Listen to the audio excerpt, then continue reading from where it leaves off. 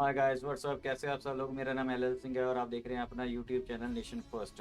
तो भाई लोगों को काफ़ी टाइम से मेरे को ना डिमांड आ रही थी कि KJS ढिल्लों जो हमारे लेफ्टिनेंट थे, अब वो रिटायर हो चुके हैं। तो उन्होंने दो इंटरव्यू किए हैं, एक डिफेंसिव ऑफेंस पे डिफेंसिव डिफेंसिव ऑफेंस पे, और एक और की हुई है जो CFTV पे की हुई है। दोनों मेजर गौरवारिया के साथ हैं। तो ये मैं दोनों लगातार ही बनाऊंगा, क्योंकि कोई भाई लोग दूसरी बोल रहे थे, कोई भाई लोग दूसरी बोल रहे थे। मैंने सोचा मैं दोनों बना देता हूँ। तो जो आज मैं रेक्ट करने वाला हूँ वो है डिफेंसिव ऑफेंस का चैनल है, मेरा अपना वैभव सिंह जी का। और इसका जो टाइटल दिया हुआ है, ये दिया हुआ है lieutenant general KJS Dhillon explains how to contain trouble in Kashmir and reformed environment in valley. तो भाई लोग, लिंक मैंने डिस्क्रिप्शन में दे दिया है, आप जाके उसको लाइक करो, सब्सक्राइब करो। बहुत बढ़िया है। अपने यूट्यूब चैनल है, इंडियन यूट्यूब चैनल को सपोर्ट करो। तो पहले हम वीडियो देखते हैं, फिर एंड में हम इसके रिगार्डिंग बात करेंगे कि इसमें क्या ढिल्लों सर क्या बता रहे हैं। और उसके कश्मीर के बारे में हमें जो जानकारी है वो सही सी देंगे, क्योंकि इन्होंने कश्मीर में सर्व किया है। तो पहले देखते हैं वीडियो, फिर एंड में थोड़ी सी डिस्कशन करेंगे। थोड़ी सी वीडियो लंबी हो जाएगी, क्योंकि ये मेरे ख्याल से 30-31 मिनट की, आधे घंटे की है। तो प्लीज़ ज़रूर आप देखिए और सपोर्ट कीजिए। So let's start the video.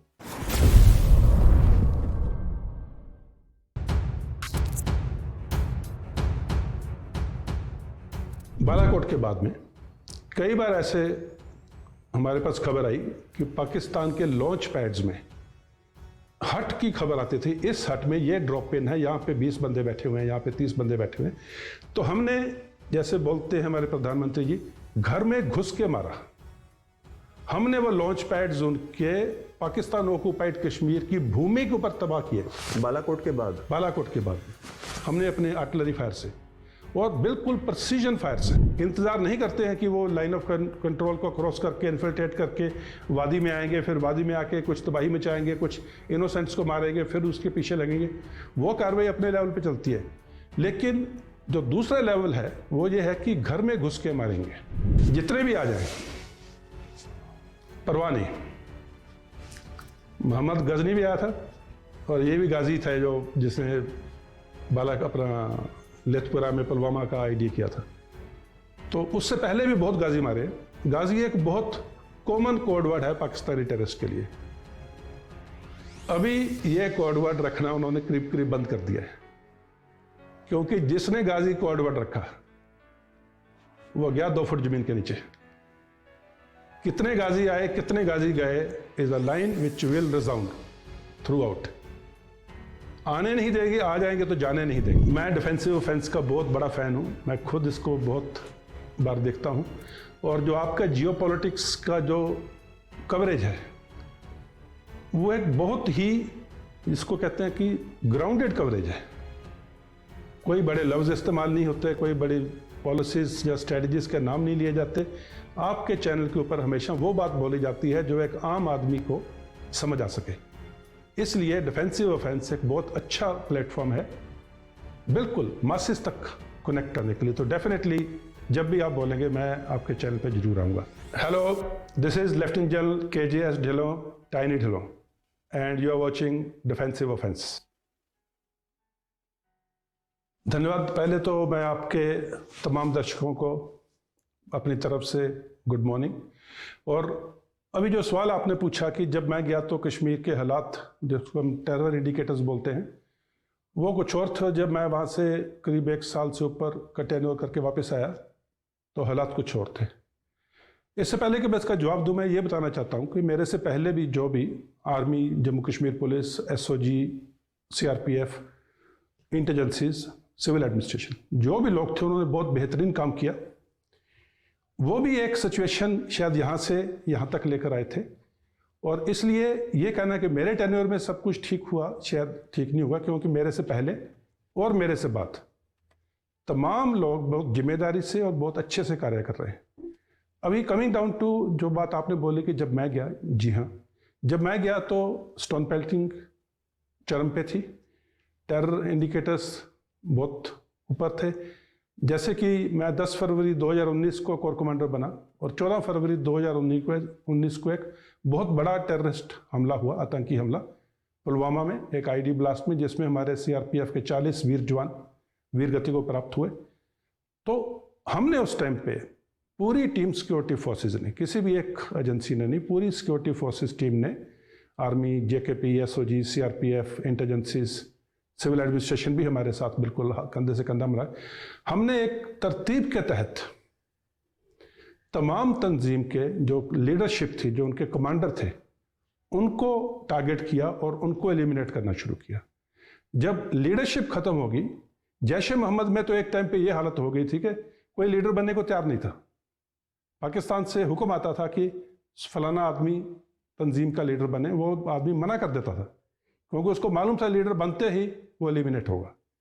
क्योंकि लीडरशिप खत्म हुई तो जो नीचे वाले थे, कैनन फोडर जिसको बोलते हैं, जो बच्चों को गुमराह करके मिलाते हैं, फिर उनको जान गंवानी पड़ती है, तो उन बच्चों ने, क्योंकि लीडरशिप खत्म थी, तो उन बच्चों में भी बात आई कि हमें नहीं जाना चाहिए।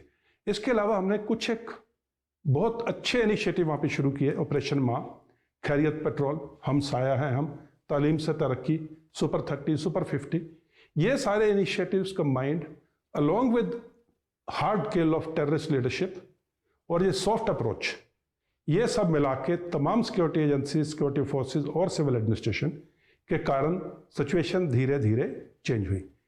इसके अलावा जो गवर्नमेंट के कुछ इनिशिएटिव थे, सेंट्रल गवर्नमेंट के और स्टेट गवर्नमेंट के, उसके कारण भी बहुत फर्क पड़ा, खास करके 5 अगस्त, जिसके बारे में तरतीब में बाद में बात कर सकते हैं।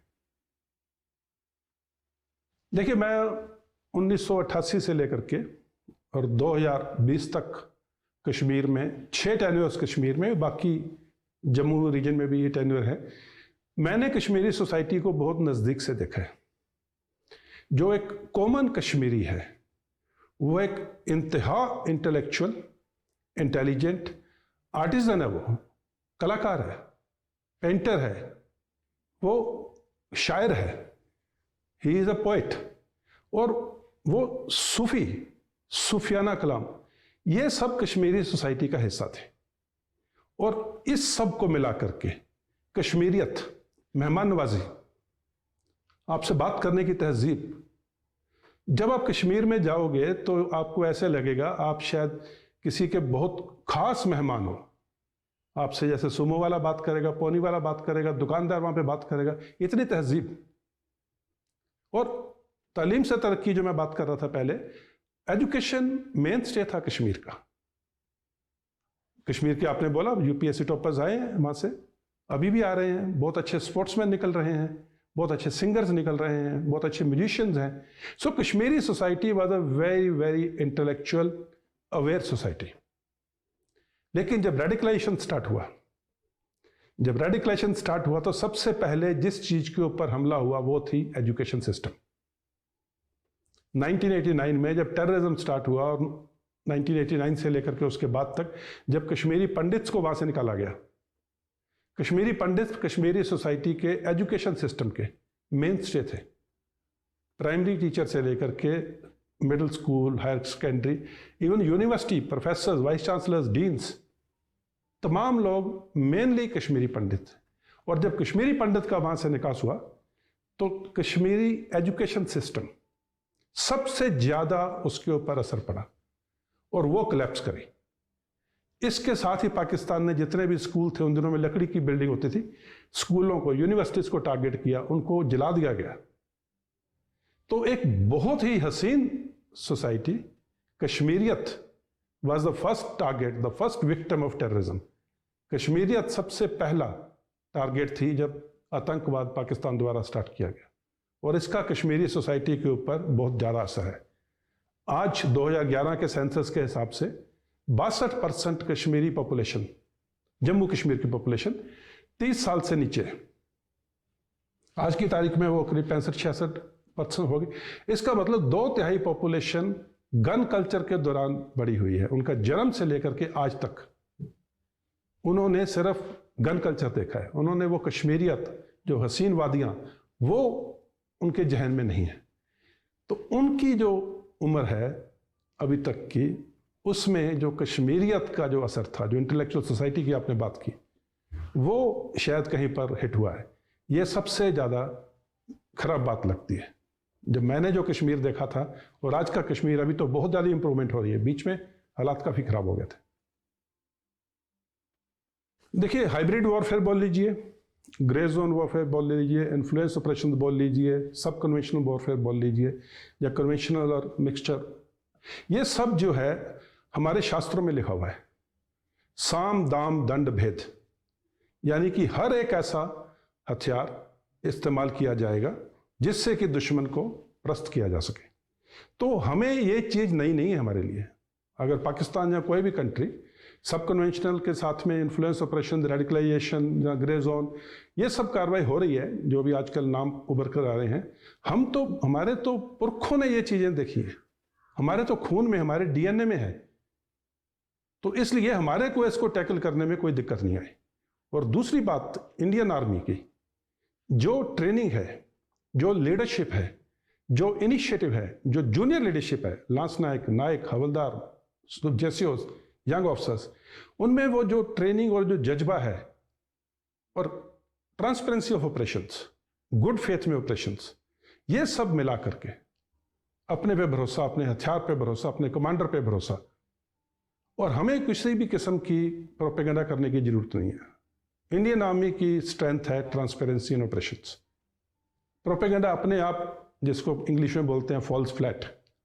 इसलिए किसी भी किस्म की कार्रवाई, और पाकिस्तान ने हर एक वो कार्रवाई की है जिसको तमाम बात शामिल करके आप हाइब्रिड वॉरफेयर बोल सकते हो, कि कश्मीर में अमन कायम नहीं हो, कश्मीरी खुशहाल ना हो, लोकल इनोसेंट कश्मीरी मरता रहे, वहाँ पे आगजनी की हत्याएं और स्टोन पेल्टिंग, ये सब कार्रवाई चलती रहे, ताकि कश्मीर न्यूज़ में रहे। पाकिस्तान को कश्मीरी से प्यार नहीं है, पाकिस्तान को है कि कश्मीर का मुद्दा खबरों में रहना चाहिए, ताकि उसके अंदरूनी हालात जो इतने खराब हैं, उसकी तरफ लोगों का ध्यान ना जाके कश्मीर का डंका बजाते रहो, ताकि पाकिस्तान की अपनी खुद की जो पॉपुलेशन है वो उनसे सवाल नहीं पूछे कि देश में क्या हो रहा है, तो उनका ध्यान कश्मीर की तरफ लगाना। सो इंडियन आर्मी और सिक्योरिटी फोर्सेस के लिए ये कोई नई बात नहीं है, बट हम भी अपने आप को इवॉल्व करते हैं, हम भी अपनी टेक्निक्स को इवॉल्व करते हैं, ताकि हम दुश्मन से हमेशा एक कदम आगे रहें। सो ये कॉन्टिन्यूस प्रोसेस है, इसकी ट्रेनिंग होती है, ऑन द जॉब ट्रेनिंग होती है, इसके लेक्चर होते हैं, सेमिनार्स होते हैं, और इसकी हम हर दिन इसको अपने काम में शामिल करते हैं। So it's nothing new. देखिए, सबसे पहले थ्रेट इंडिया को कोई नहीं, हमारी माइट इतनी स्ट्रॉन्ग है, हमारी मिलिट्री माइट, इकोनॉमिक माइट, और गवर्नमेंट की जो पॉलिसीज है, गवर्नमेंट का जो रिजॉल्व है, उस कॉम्प्रिहेंसिव नेशनल पावर की जो माइट है, उसके सामने थ्रेट कुछ नहीं है। या चैलेंजेस छोटे मोटे हो सकते हैं, और जो आपने बोला है कि वरिड, हिंदुस्तान कभी भी वरिड नहीं होगा। हिंदुस्तान के लिए छोटे मोटे कंसर्न्स हो सकते हैं, एंड लाइक जब हाथी चलता है तो एक दो मक्खियां भिनभिनाती रहेंगी, कोई परवाह नहीं, हाथी अपना मस्त चलेगा, कोई हाथी को अपनी स्ट्रेंथ मालूम है। हिंदुस्तान वो हाथी है। इसलिए radicalisation in our neighbourhood, which is, जो हमारे अंदरूनी घर में भी आ रही है, क्योंकि हमारे दुश्मन वो कोशिश कर रहे हैं, उसके लिए गवर्नमेंट की स्कीम्स, गवर्नमेंट के इनिशिएटिव्स, गवर्नमेंट की जॉब एम्प्लॉयमेंट अपॉर्चुनिटीज़, गवर्नमेंट के जो एजुकेशन रिहैशिंग है, और जो लोकल, जहाँ भी ये रेडिकलाइजेशन की इशू है, वहाँ के लोकल जो उनकी डिमांड्स हैं, जो उनकी कंसर्न्स हैं, जहाँ जो उनकी एस्पिरेशंस हैं, उनको पूरा करना। सेंट्रल गवर्नमेंट, स्टेट गवर्नमेंट्स, ये सब की साझेदारी, और सिक्योरिटी फोर्सेस सिर्फ एक अंग है उसका।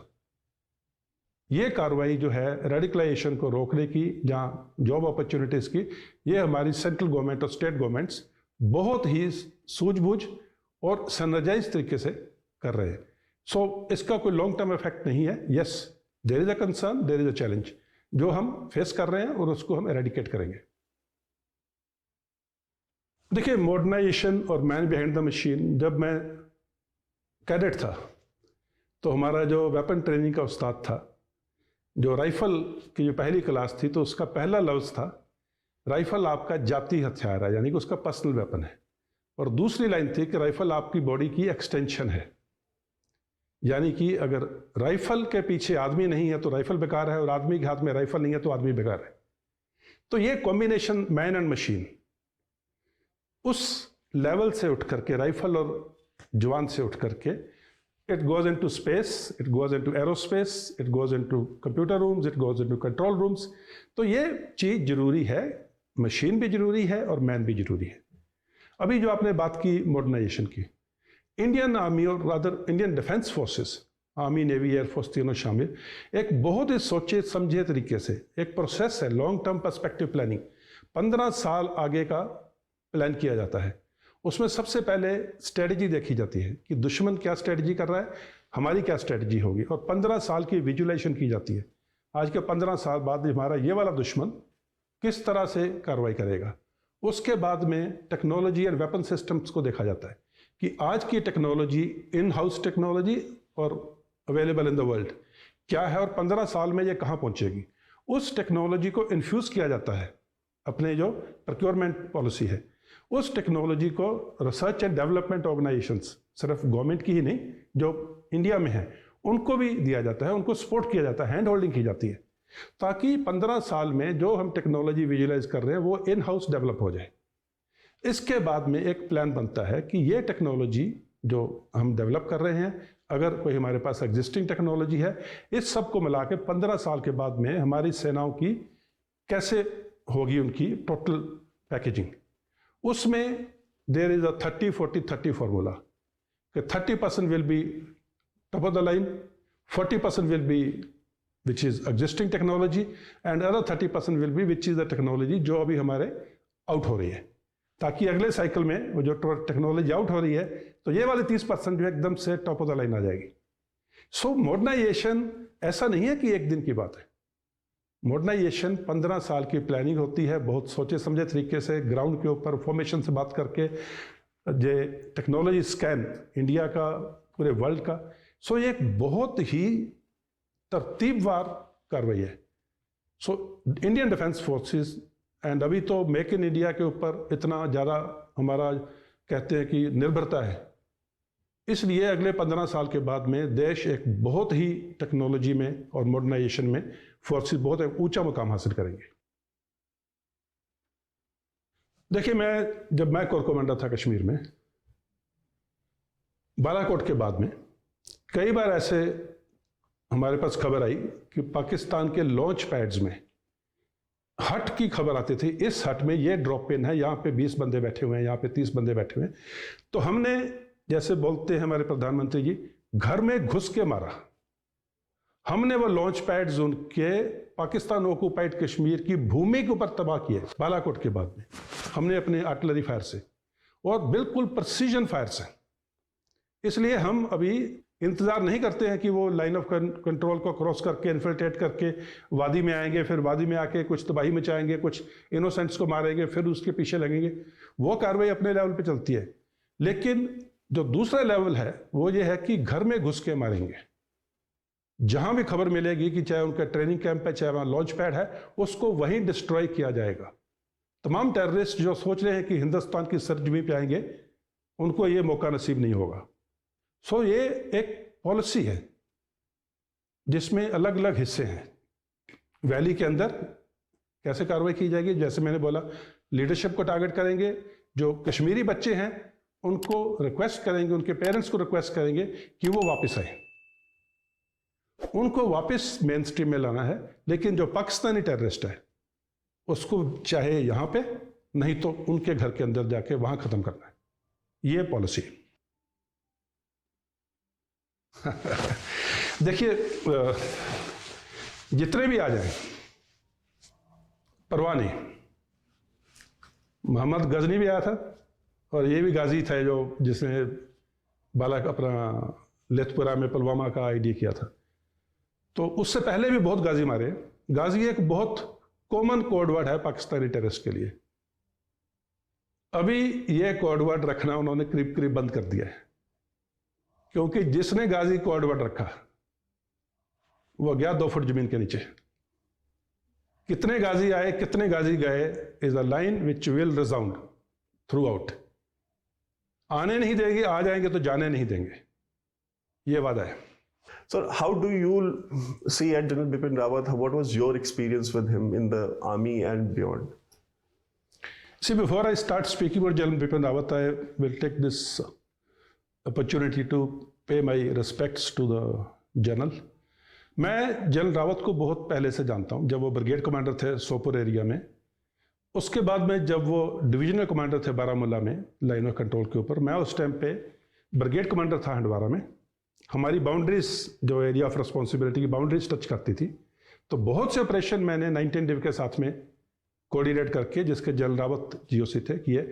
उसके बाद में मैं कोर हेडक्वार्टर में बीजीएस ऑप्स आ गया। जनरल रावत साहब उस टाइम पे भी जीओसी थे बारामूला में। उसके बाद में जब मैं यहाँ पर था, लेफ्टिनेंट जनरल बना, वो चीफ थे, तो उन्होंने मुझे 15 कोर कमांड करने के लिए स्पेशली उठा करके मेरे को बुलाया मुझे दफ्तर में कि देख टैनी, तेरे को मैं ये एक जिम्मेवारी दे रहा हूँ और इसका बढ़िया काम करना है, बस 2 लाइन। Right sir. वो आपको स्पेस देते थे काम करने की। वो आपकी, अगर उनको मालूम है कि ये आदमी ठीक काम करेगा, तो फिर वो उसको स्पेस देते थे। और अगर काम करने के दौरान अगर कुछ थोड़ा बहुत ऊपर नीचे हो भी जाता है, तो उसको वो आपको सपोर्ट करते थे, क्योंकि आपके गुड फेथ में हुआ है। लेकिन अगर आपने जानबूझ के कोई गलती की है, तो उसके में कोई गलती माफी नहीं थी उनकी किताब में। He was a general who was very upfront. He was a general who stood like a rock behind his forces, and he was a general who stood for the nation. जब मैं कोर कमांडर था तो वो army chief थे। फिर जब मैं director general defence intelligence agency था तो वो सीडीएस थे। मैं deputy chief of integrated defence staff भी था। और मेरा उनके साथ में, क्योंकि इंटेलिजेंस की बातें जो है फाइल पे मूव नहीं करती, तो मेरा उनके साथ में हर हफ्ते करीब 2-3 बार मुलाकात जरूर होती थी। इनफैक्ट जिस दिन ये इंसिडेंट हुआ 8 दिसंबर, 7 दिसंबर की शाम को भी मेरी उनके साथ मुलाकात हुई थी और करीब 1 घंटे के लिए किसी बात पे चर्चा थी। तो वो एक विजनरी थे, और जो कुछ वो डिफेंस फोर्सेस के लिए कर रहे थे, जो पुश दे रहे थे, जब वो चीज़ें अभी आगे जाके रंग लाएंगी तो आप देखोगे बहुत एक उम्दा कार्रवाई की गई। एंड जैसे कि मैंने पहले बोला, वो देश के लिए खड़े थे, वो सेना के लिए खड़े थे। And he was an excellent commander to work with, excellent commander to work with. My respects to him. Sir, finally, when you look back at your career, the decades of service that you have given to the country and the army and your regiment, so how do you look back? Do you have any regrets? Is there something that you would do differently if you faced that situation today? And sir, secondly, future will you be coming on defensive offense again? Okay, last thing first. Yes, मैं defensive offence का बहुत बड़ा fan हूँ। मैं खुद इसको बहुत बार देखता हूँ। और जो आपका जियोपॉलिटिक्स का जो कवरेज है, वो एक बहुत ही, जिसको कहते हैं कि ग्राउंडेड कवरेज है। कोई बड़े लफ्ज़ इस्तेमाल नहीं होते, कोई बड़ी पॉलिसीज या स्ट्रेटजीज के नाम नहीं लिए जाते।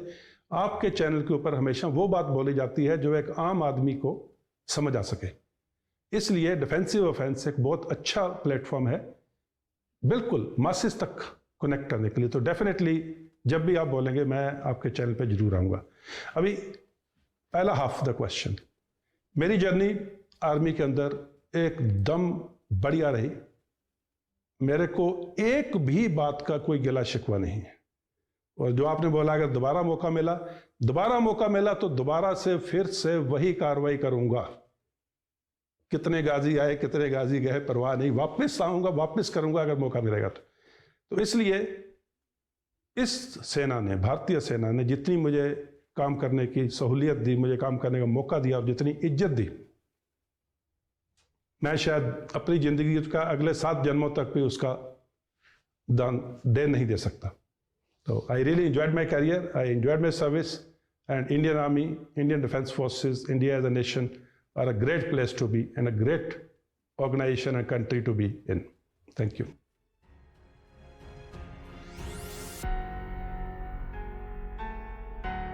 तो भाई लोगों, यहाँ पे होगी वीडियो ख़त्म। तो सबसे पहले कुछ भी बोलने से पहले मेरा CDS विपिन रावत जी को एक सल्यूट।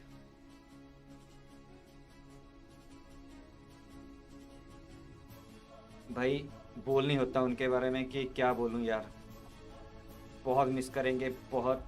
हमारे जो कंट्री है उसको बहुत ज़्यादा नुकसान हुआ, बहुत बड़ा नुकसान। ठीक है, तो he is a great great soldier, यही कह सकता हूँ। मैं इजी लगाऊंगा, मैं वॉज नहीं लगाऊंगा उनके लिए। जो जो मानिक शॉ थे उनके बाद में जो मेरी जो दिल से रिस्पेक्ट निकलती है, क्योंकि बाकी जनरल्स भी को मैं जानता हूँ, लेकिन होता है यार कई जनरल से आपको प्यार हो जाता है, कई जनरल्स आपको अच्छे लगने लग जाते हैं। तो मेरे जो फर्स्ट थे वो ग्रेट मानिक शॉ थे, जिसको मैं दिल से चाहता हूँ। और फिर मेरे CDS जनरल विपिन रावत, मैं उनको बहुत मिस करता हूँ यार। ठीक है, चले गए हमारी नेशन को बीच छोड़ के। एनी हाउ, दुख तो होता है यार, चलो कोई बात नहीं। जो शहीद होते हैं वो कभी मरते नहीं हैं, शहीद शहीद ही रहते हैं। ठीक है, अमर हो जाते हैं ये लोग। ठीक है, तो बाकी रही अपने ढिल्लों सर की बात, ये भी ग्रेट हैं। ठीक है, तो अब जो लोग बोलते हैं ना, अब मैं आपको एक चीज़ बताता हूँ। अब कभी मैंने तो देखी हुई हैं जो पाकिस्तानी होते हैं ना, मैं इसलिए कर रहा हूँ क्योंकि इन्होंने ज़्यादा इनका जो रहा है वो LOC पे ही रही है ड्यूटी, तो पाकिस्तान की ज़्यादा बात आती है। तो मैंने जितने भी पाकिस्तानी जो जनरल्स वगैरह जहाँ उनके जो हैं, उनकी जो मैंने इंटरव्यूज़ देखी हैं, अब मेरा बिलीव करना, दिल से बोल रहा हूँ, मैं ये नहीं कह रहा हूँ कि पाकिस्तान को मैं नफ़रत करता हूँ, मैं इसलिए उनको बोल रहा हूँ, लेकिन जनरल का होता है। ठीक है, उनका और इनका बोलने का ढंग, इनका बताने का ढंग, पता लगता है कि सच्चाई है, सच बोल रहे हैं। ठीक है, इनके कॉन्फिडेंस लेवल से पता चल जाता है। जब अब उनको देखोगे ना तो उनके कॉन्फिडेंस लेवल भी लो होता है, क्योंकि झूठ जो बोलते हैं ना वो लेवल हमेशा लो ही रहता है। और पर्सनैलिटी में देखो आप, ज़मीन आसमान का फ़र्क है। हमारी फ़ौज में हमारा फ़ौजी बैठा हुआ है, अभी ये ढिल्लों सर बैठे हुए थे, आपको इसी के साथ आप पैरेलल एक वीडियो चला के देखना किसी पाकिस्तानी फ़ौजी की, बोलने का एक लहजा, एक बोलने का ढंग, एक एक बात करने का तरीका, बात में वज़न, जोश, ये सब कुछ इसमें इनमें इनमें भरा हुआ है। तो बिल्कुल सही बोला है। पाकिस्तान के लिए यही सलाह है भाई, कितने गाजी आए तुम्हारे, ठीक है, कितने गाजी हमने ज़मीन में गाड़ दिए, और कितने आएंगे, जितने भी आएंगे वो 72 हूरों के पास तो पक्का जाएंगे।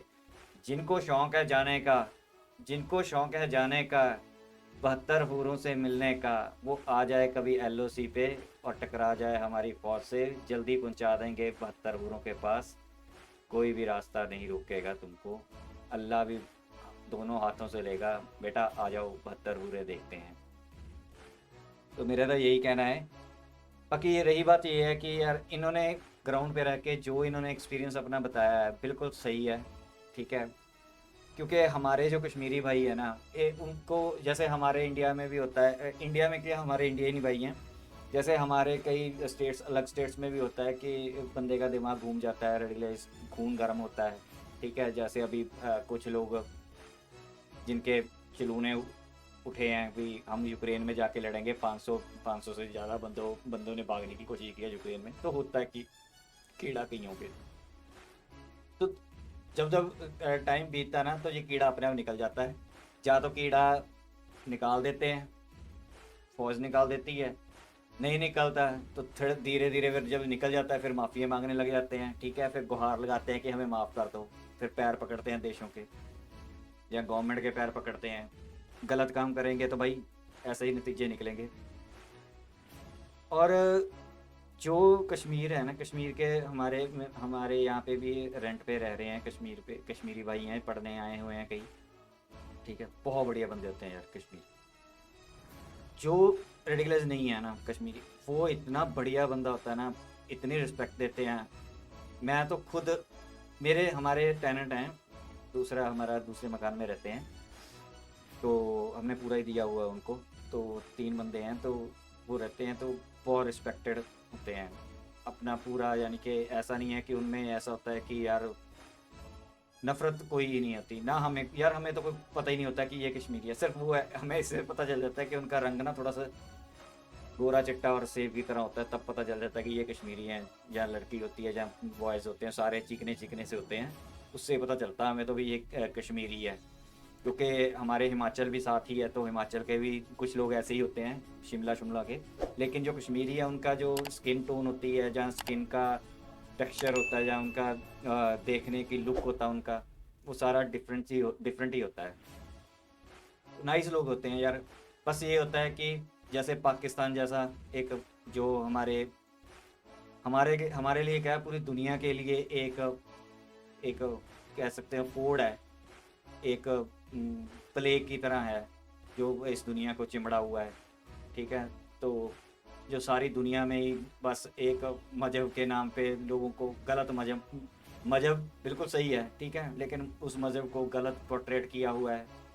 गाजी बन जाओ, ठीक है, जिहाद, ऐसे ऐसे वर्ड को इन्होंने गलत यूज़ किया, और टेररिस्ट फैलाना, दूसरों से नफ़रत करना, हमेशा हमेशा मुस्लिम मुस्लिम करते रहना, एक ही दिमाग में रखना, और अपने आप को सिर्फ यही समझना कि पूरी दुनिया हमारे से लो है, हम ही पूरी दुनिया के खुदा हैं। तो वो उन्होंने दिमाग ख़राब कर रखा है। बाकी हमारे जो इंडियन हैं, कश्मीरी हैं, ठीक है, ये बिल्कुल बढ़िया लोग हैं, ठीक है, मैंने तो खुद एक्सपीरियंस किया हुआ है इनके साथ। तो वही जो ढिल्लों साहब ने बताया, बिल्कुल सही बातें बताई है, इन्होंने ग्राउंड पे रह के ये काम किया हुआ है, उनके बाद बीच में रहे हैं, बिल्कुल बढ़िया बताया कि सोफिज़म उनमें जो सोफियाना जो है वो उनमें है, आर्टिस्ट हैं, अच्छे लोग हैं, ठीक है। तो जो हमारे पंडित भाइयों के साथ किया था, वो हम ये नहीं कह सकते कि इन्हीं भाइयों ने किया था, वो रेडिकलाइज हो चुके थे, उसमें 50 से 60-70% पाकिस्तान से आए हुए कब स्टोरीज़ हैं कि आके यहाँ पे रहने लग गए थे, हमारे कश्मीरी भाइयों ने पकड़वा दिए थे कि ये तो लगते नहीं है यहाँ इंडिया के, कश्मीर के, तो उन्होंने भी फ़ौज को इनके बारे में खबर दी थी, जो पाकिस्तानी आए थे, पकड़े गए थे, यहाँ पे आते थे, पकड़े जाते थे, क्योंकि उनका जो लहजा, खाने पीने का ढंग बिल्कुल ही डिफरेंट है। पाकिस्तान को तो पता ही नहीं है अभी कश्मीर में खाते क्या हैं, कश्मीर में करते क्या हैं, कैसे है, कुछ नहीं पता उन लोगों को, वो तो सिर्फ एक ट्रेनिंग सी लेके आ जाते हैं, लेकिन जो बंदा यहाँ का होता है उसको पता ही होता है। तो भाई ये थी, यहाँ तक थी वीडियो। भाई आपने सारी बातें ढिल्लों साहब की सुन ली हैं, ये ग्राउंड रियलिटी हैं, क्योंकि एक बंदा जब ग्राउंड रियलिटी में रहता है ना, जो उसका बताता है वो हमेशा सच होता है, ठीक है। और हमारे ये ट्रस्ट रखना कि हमारी फ़ौज झूठ नहीं बोलती। अब कभी भी नोट कर लो, जितनी भी स्टेटमेंट आएंगी ना, कभी भी ऐसा नहीं हुआ होगा कि उसका कोई काउंटर दे सका हो। आज तक मैंने नहीं देखा। इंडियन फ़ौज ने स्टेटमेंट दे दी, वो किसी ने ये नहीं कहा कि ये झूठी स्टेटमेंट है। पाकिस्तान की आप स्टेटमेंट देखोगे ना, तो वो झूठी देते रहते हैं, ठीक है। यहाँ पे किसी ने काउंटर नहीं किया कि कभी भी। तो जो ढिल्लों साहब ने बातें बताई हैं ग्राउंड की, वो सच है, 110% सच है, ये होती हैं, ठीक है। तो यहीं तक थी वीडियो। सब्सक्राइब करना, लाइक करना इस चैनल को, अगर आपको ये चैनल पसंद आ रहा है भाई, मैं आपसे रिक्वेस्ट करता हूँ, ठीक है, सब्सक्राइब ज़रूर करो, स्ट्रेंथ बढ़ाओ इस चैनल की, क्योंकि बेसिकली ये मैं बीच बीच में ऐसी वीडियो लेके आता रहता हूँ, क्योंकि मैं चाहता हूँ कि आपके अंदर देश के लिए प्यार बढ़े। मेरा कोई मोटिव नहीं है किसी का ब्रेन वॉश करने का, या मेरा सिर्फ मोटिव ये है कि अपने देश से प्यार करो। नेशन फर्स्ट इसीलिए मैंने इसका नाम रखा हुआ है कि जब भी मेरे चैनल का कोई बंदा नाम लेना, नेशन फर्स्ट बोलेगा, तो उसके जुबान से अपने आप निकलेगा, पहला है मेरा देश, पहला आगे, ठीक है, सबसे आगे। तो इसलिए मैं ये वीडियो लेके आता हूँ। बेसिकली जो मेरा चैनल खोलने का था, वो तो ये पाकिस्तानी है ना, इनको ही ठोकना है। तो लाइव आ रहे हैं हम 8:30 बजे इस सैटरडे को, जो कमिंग सैटरडे आ रहा है, ठीक है। तो लाइव आ रहे हैं, तो इसमें पाकिस्तान के बारे में बात की जाएगी, पाकिस्तान को रोस्ट किया जाएगा, पाकिस्तान के जो बड़े बड़े छोड़ता है चुरली हैं, उनको उनकी पोल खोली जाएगी। तो ज़रूर भाई आप 8:30 बजे लाइव रहना सैटरडे को, और कल तक आपको इन्फॉर्मेशन पूरी मिल जाएगी। 8:30 बजे पक्का लाइव हो रहे हैं सैटरडे को। तो उसमें गौरव भाई, राज भाई और भी चैनल वाले हमारे साथ होंगे। तो आपने कोई क्वेश्चन करना हो या कुछ करना हो पाकिस्तान के रिलेटेड ही ये टॉपिक रहेगा, तो ज़रूर आप इसमें पार्टिसिपेट कीजिए। गूगल मीट के थ्रू करेंगे जैसे लास्ट किया था। तो भाई लाइक करो, सब्सक्राइब करो, शेयर करो अपने इंडियन भाई को, ठीक है, फुल सपोर्ट करो।